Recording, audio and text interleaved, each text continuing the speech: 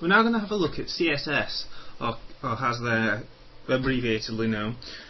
What it stands for is something called cascading style sheets, and that's what we're going to have a look at. The web page you see in front of you is using cascading style sheets to lay out everything. Quite interesting. That's what we're going to have a look at. So if I show you the source for this, you'll be a bit confused because it looks quite simple. Basically, that's all it is. You'll see there's no font or anything like that. That's because it uses cascade style sheets, and it's using this thing here to actually identify our styles.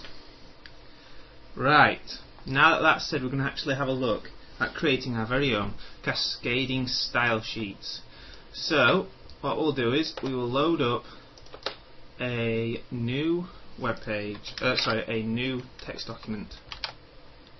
And I'll load up Notepad, and I'm going to save this as. This is going to be This is going to be my thing where I load all my templates from, all my web design. So des.css wants to be saved as all files, and I can save it. So it's now a CSS file, and I can modify this in a minute. Nextly, I'll copy this CSS example. I'll copy it here and I'll rename it. You can do the same with yours if you wish. I'll just call it CSS example 2. And I'm going to open it with Notepad. And let's delete the table and all the text out of the body.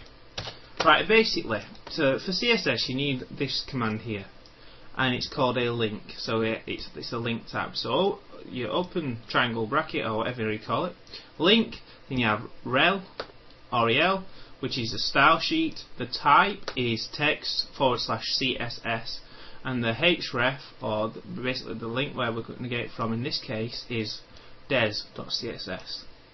It's our file name, and we call this des.css. And as you can see, there's nothing here at the moment.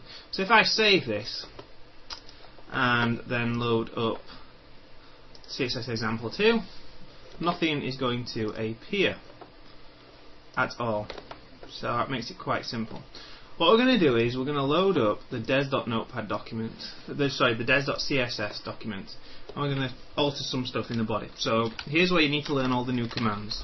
So what we can do is we go body, and then what we're going to do is we're going to go background color equals, and I'm going to go, let's see, hash ff. One thing to note is we don't use an equal sign in CSS. In cascading style sheets we don't use anything like that. So we can take off that, and if I save this, let's see if anything's changed. Nothing's going to change because we set the background to white, so let's change it to a different colour. AA4200, you should remember this colour. And there you go, we've set it quite a nice orangey brown colour in the backdrop. So basically, in CSS you need to know different commands because we're not using tags anymore. So we have background colour. What else can we do? I'm going to set the font face as what we'd use in HTML. In CSS, it's called font family.